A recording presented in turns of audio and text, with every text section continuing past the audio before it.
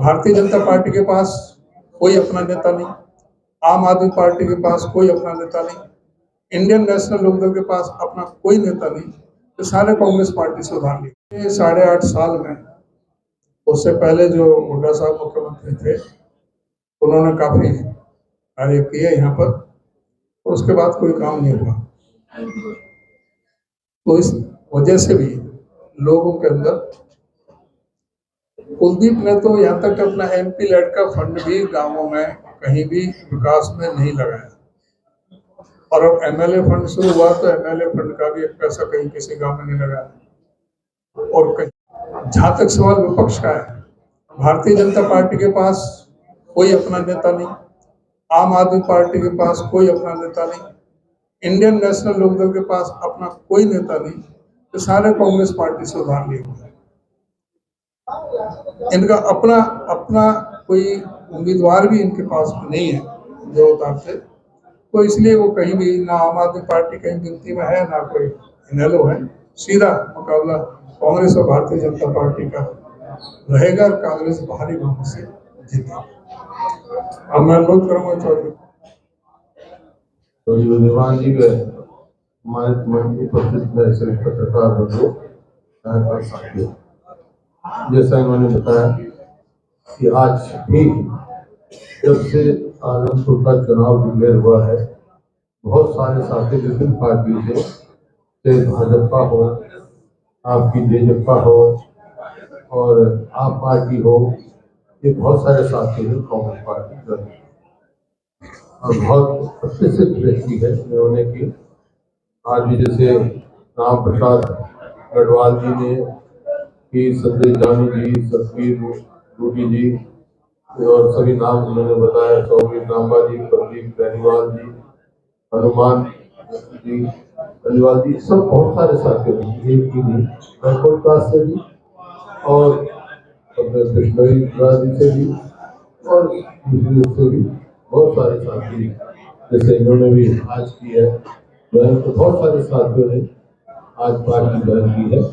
एक तो मैं इन सबका स्वागत करता हूँ और पार्टी की तरफ से इनको पूरा मान सम्मान, और स्थानीय और जेजेपी सरकार से हर वर्ग विमुख है, चाहे वो किसान है, चाहे मजदूर है, चाहे व्यापारी है, चाहे कर्मचारी है, चाहे बैकवर्ड क्लास से है, चाहे दलित वर्ग से है, कोई भी वर्ग इससे संतोष नहीं है, सब विमुख है।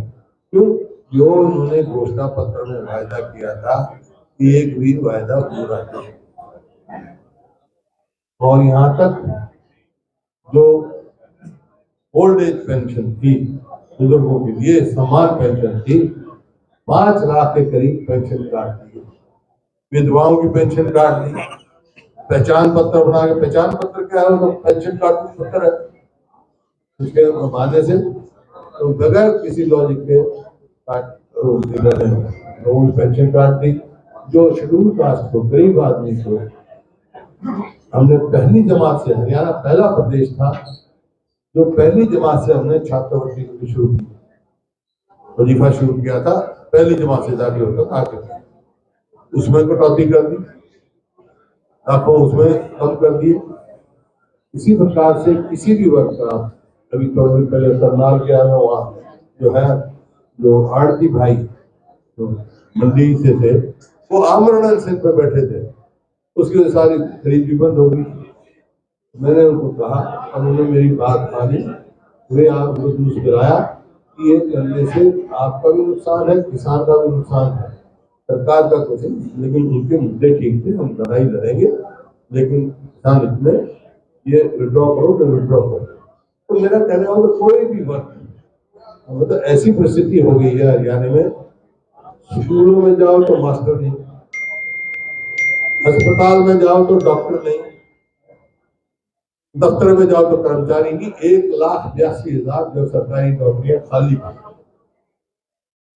आज जो हमारे समय में 15,000 स्कूल थे, आज घट के 9,000 कुछ आ गए, 5,000 स्कूल बंद कर दिए गए। तो ऐसी परिस्थिति है, 25,000 के करीब पोस्ट जो है, जो बनती थी, वो अबॉलिश कर दी। तो उसका कारण ये नतीजा हुआ बेरोजगारी में, जो प्रदेश 2014 में प्रति व्यक्ति आय और प्रति व्यक्ति निवेश में नंबर 1 था पूरे देश में, आज बेरोजगारी में नंबर 1 है। ये मैं नहीं कहता हूँ, सेंट्रल गवर्नमेंट के आंकड़े कहते हैं। हरियाणा बेरोजगारी में नंबर 1 है। आज महंगाई में और प्रदेशों के मुकाबले में हरियाणा सबसे आगे है। कानून व्यवस्था नाम की तो कोई चीज रही, अपराध तेजी से बढ़ रहा है, किसान को एमएसपी नहीं मिल रहा। अभी बाजरा की एमएसपी जो है वो नहीं मिल रही, सरकार ने खरीद बंद कर दी।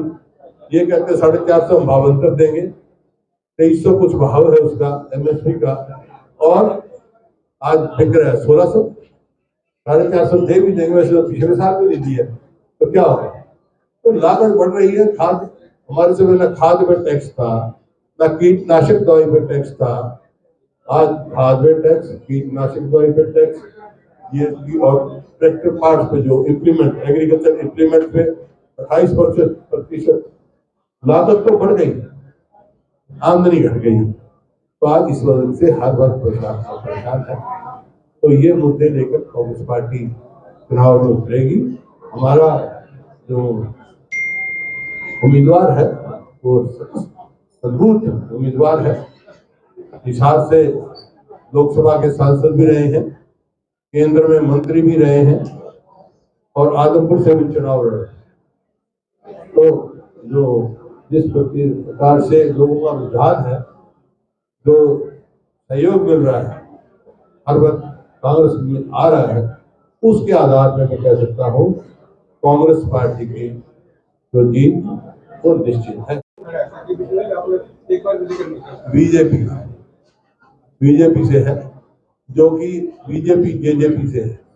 बीजेपी जेजेपी गठबंधन का कैंडिडेट है, वो उससे मुकाबला है, और वो किसान विरोधी है। किसान का जो आपने देखा है, कितने 750 किसान तो प्राण न्यौछावर कर दिए। एक भी बात मैंने बीजेपी जीजेपी कही है, मैं व्यक्तिगत बातें नहीं करता हूँ, नीतिगत बात करता हूँ। जो कल तक जो है वो जो ये लोग कहते थे कि वे किसान विरोधी है, बीजेपी को वोट मत देना, जेजेपी को वोट मत देना, आज कैसे हो गए भाई? तो ये है।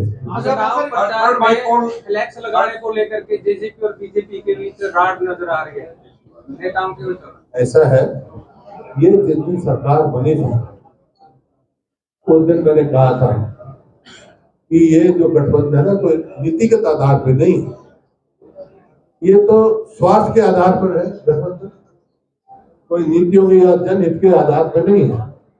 क्योंकि एक तो ये कहता था 75 पार, ये कहते थे जेजेपी वाले इनको करो 14 पार, बाद में दोनों बन गए यार, स्वार्थ भी आ रहे हैं, तो जनहित के लिए थोड़ी। जो स्वार्थ के गठबंधन होते हैं बगैर नीतिगत आधार पे, उनका ऐसा ही होता है। भ्रष्टाचार में आज हरियाणा सबसे ऊपर। जब गाँव में जाते हैं तो ये कह रहे कि एक मौका देखो, 2 साल का वक्त है, अगर फेल हो गए तो देना छोड़। कितना पहले कितने मौके ले लिए? मेरा दावा है 8.5 साल से है, ये 8.5 साल से सरकार है बीजेपी जेजेपी की सरकार। मैंने खुला सवाल पूछा जादवपुर के लोगों को, भी एक काम बताओ तो हमारे समय में तो हुई। आदमपुर क्षेत्र के लोग चाहते थे कि एक स्थानीय व्यक्ति को कांग्रेस टिकट दे, इसको लेकर के पंचायत में हुई। उसके बाद में आपने जयप्रकाश सिंह जी को उतारा है, उसके बाद पूराराम नंबरदार आप लोगों के बहुत पुराने साथी रहे, उन्होंने आपकी पार्टी की नहीं छोड़ी, बड़े गंभीर आरोप लगाए हैं। उनका कहना है कि पहले कांग्रेस में लोकतंत्र और प्रजातंत्र जिंदा था, अब ये पार्टी मात्र 2 लोगों की रह गई। उन्होंने कहा है कि कांग्रेस जो है पहले उसमें लोकतंत्र जिंदा था, प्रजातंत्र जिंदा था, लेकिन अब ये पार्टी कब्जे में आ गई, मात्र 2 लोगों की। ठीक है, जिस पार्टी में गए हैं वो कितने लोगों की है भाई, बता सकते हो? सर ये इलेक्शन जो है सर, इलेक्शन है, इलेक्शन में उपचुनाव है, उपचुनाव की मायने क्या है? 2 साल पाने के लिए क्या है, इसके नतीजे क्या साबित करेंगे जो नतीजे आएंगे आदमपुर उपचुनाव? ऐसा है, पहले भी 2 उपचुनाव हुए, उन्होंने नतीजा आपने देखा, दोनों उपचुनाव में बीजेपी जेजेपी हारी है, चाहे बड़ौदा हो और चाहे इलाहाबाद हो, ये भी हारेगी। क्योंकि ये विफल सरकार है। ये सरकार जनहित का कोई फैसला नहीं ले चुकी है। सर, ये तीसरा बाईपोल प्रदेश की जनता देख रही है। बड़ौदा का बाईपोल एक डेथ की वजह से हुआ, इलाहाबाद का एक इस्तीफा किसानों का लेकर दिया, तो तीसरा ही बाईपोल है। इसकी मूल वजह क्या है? स्वार्थ, हर बाईपोल पे बाबा जी बाहर आते जनहित नहीं है। सर, जनहित नहीं है। जब भी हरियाणा में चुनाव होता है 13 17 16 प्रमुख को पेरोल मिल जाती है। आज फिर पेरोल मिली है 40 दिन की। वो अलग बात है, कानूनी प्रक्रिया है। सर, स्टार प्रचारक में चंद्रमोहन जी का भी नाम शामिल है, जिसको लेकर के जनता कहीं न कहीं जो है कमेंट्स में बोल रही है कि वो जो है अपने परिवार के खिलाफ नहीं उतरेंगे, तो क्या जो है उनको आप ही की तरफ फिर में देखा जाए? उतरेंगे ना, उम्मीदवार हमारा जयप्रकाश जी है। कांग्रेस में है, वो कांग्रेस में है। क्या प्रचार करने के लिए आएंगे? क्या दिल से प्रचार करेंगे? चंद्रमोहन की बात हाँ, चंद्रमोहन जी प्रचारक है, कांग्रेस पार्टी में है। आना चाहिए, आना चाहिए उनको। किरण चौधरी जी ये कह रही है कि मेरे से उम्मीदवार पूछा नहीं गया, नाराज ली गई है, भगवान नामांकन ठीक कह रही है, क्योंकि जब बड़ौदा का उपचुनाव में बड़ौदा का उपचुनाव हुआ, जब भी किसी से राय दी गई थी, मैं नेता विपक्ष था और शहजादी प्रधान थी, हमने बैठ के फैसला किया था। इलाहाबाद के टिकट का भी कांग्रेस अध्यक्ष ने किया था। बाई इलेक्शन, जनरल इलेक्शन में बात होती है। हाँ, चुनाव लड़ा एक देखा जाए, आएंगे सर चुनाव प्रचार करने आएंगे कभी नहीं। तो सर, जब भी इस तरीके के चुनाव आते हैं, कैंडिडेट बाहर से क्यों मिलता है? चाहे पहले जयप्रकाश सिंह की बात हो, तो रणजीत सिंह की बात हो, या फिर आप जयप्रकाश की। ऐसा है, सवाल पूरा नहीं हुआ सर। ऐसा है। क्या कांग्रेस पार्टी एक व्यक्ति को यहाँ ऐसा तैयार नहीं कर पाई कि वो कांग्रेस की लड़ाई हल्के की हल्के में लड़े? ऐसा है, बीजेपी तैयार कर पाई है। जो बीजेपी के उम्मीदवार हैं, उनका काम कहाँ है? ये आदमपुर में बच्चों को पूछ रहा हूँ। ये कोई ये हरियाणा है, इसमें सब ये जयप्रकाश की आदमपुर से दल लड़ चुके हैं, हिसार से सांसद रह चुके हैं, कहीं विदेश के नहीं हैं। यही आपका एक सवाल 10 बार पूछेगा, इसी बार पूछेगा आपने सवाल, एक बात पूछेगा तो उसका जवाब दे। सर, एसवाईएल पे 2 मुख्यमंत्रियों की बैठक है एसवाईएल पे। हाँ, क्या हुआ मेरे को पता नहीं। नतीजा रही बैठक ऐसा है, और शुरू से मैंने कहा था नतीजे का कोई मतलब नहीं। क्यों बैठक करी गई, क्यों ऐसा किया गया? जब सुप्रीम कोर्ट में फैसला हरियाणा के हित में हो चुका, फाइनलिटी अटेन कर चुका, और मैंने विधानसभा में कहा था कि ये समय व्यर्थ मत करो, अपनी जिम्मेवारी को खिसकानी मत करो, आप कंटेम्प्ट ऑफ कोर्ट डालो, क्योंकि सुप्रीम कोर्ट का फैसला ये है, पंजाब और केंद्र सरकार इसको न्याय को सोचना नहीं है, तो उसमें करो, कंटेम्प्ट ऑफ कोर्ट डालो। मुख्यमंत्री जी ने वहां मेरे को विधानसभा में कहा था कि आप कानूनी सलाह लेके वो करेंगे। कानूनी के सलाह कंटेम्प्ट ऑफ कोर्ट डालो, क्योंकि जब पहले ऑल पार्टी मीटिंग बुलाई थी पिछली बार मुख्यमंत्री जी ने, कोर्ट का फैसला आया, उस टाइम हमने कहा था कि भाई हम राष्ट्रपति से मिलेंगे और प्रधानमंत्री से मिलेंगे। राष्ट्रपति जी प्रणब मुखर्जी थे इसमें, हम उनसे मिले, और प्रधानमंत्री जी से मिलाने की जिम्मेवारी मुख्यमंत्री जी थी। आज तक नहीं मिला, मुख्यमंत्री ने करा दी, तो उनकी प्रधानमंत्री की जगह गृह मंत्री जी से हुई।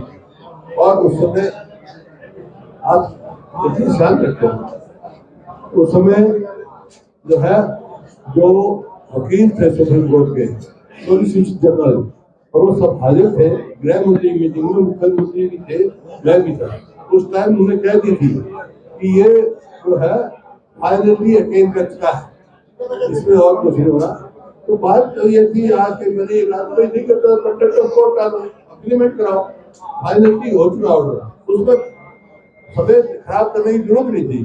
क्यों करें भाई? मेरे समझ में नहीं आया, जब एक चीज का फैसला हाईएस्ट कोर्ट। भाजपा ने बदरलाल की तीसरी पीढ़ी को टिकट दे दिया, क्या परिवार भाजपा से पूछो। साहब, जो ये आदमपुर का उपचुनाव है, क्या इसको 2024 का सेमीफाइनल माना जाए? जो आदमपुर का उपचुनाव हो रहा है, क्या इसको 2024 का सेमीफाइनल? ऐसा है, हर चुनाव इम्पोर्टेंट होता है, हर चुनाव में नतीजे सर, जो आपने जीत का दावा किया कांग्रेस की तमाम सीटों, 1968 से जिस सीट पर बजरलाल परिवार जीतता रहा, इस बार परिस्थितियां विपरीत कैसे है या फिर कांग्रेस किस तरह से जीत सकती है? जो गढ़ रहा है 1968 से कई बार कोशिश की गई, कई बार दांव कांग्रेस के लगाए गए। टिकट पे ऐसा है, ये कांग्रेस का गढ़ रहा है, कांग्रेस का ही गढ़ रहेगा। 10 से 68 से अब तक ले लो, ज्यादा बात कांग्रेस ही जीती है। सर अब कांग्रेस को आदमपुर की जनता वोट क्यों नहीं, किस मुद्दे पे वोट दी कांग्रेस को? मुझे में देगी सरकार के खिलाफ विफल सरकार है, और हरियाणा सरकार के समय में हरियाणा नंबर 1 था, आदमपुर का विकास हुआ था कांग्रेस के समय में, और 60 साल में एक नहीं बना। मैंने हर गांव से पूछूंगा मैं क्या काम हुआ हुआ। हमने तो एक इसमें 17 एक में पास हो गया, 17 वाटर वर्क्स हमने मंजूर किए थे, बन के तैयार। इन्हें एक किया होगा ये कहा जा रहा है कि सब तहसील- ईडी के डर से इस्तीफा दिया है। है जी। कुलदीप ने ईडी के डर के कारण इस्तीफा दिया है। वो तो उनसे पूछो आप, लेकिन स्वास्थ्य है, स्वास्थ्य नहीं तो जब लोगों ने कांग्रेस का चुन के भेजा था 5 साल के लिए, तो कोई औचित्य नहीं था।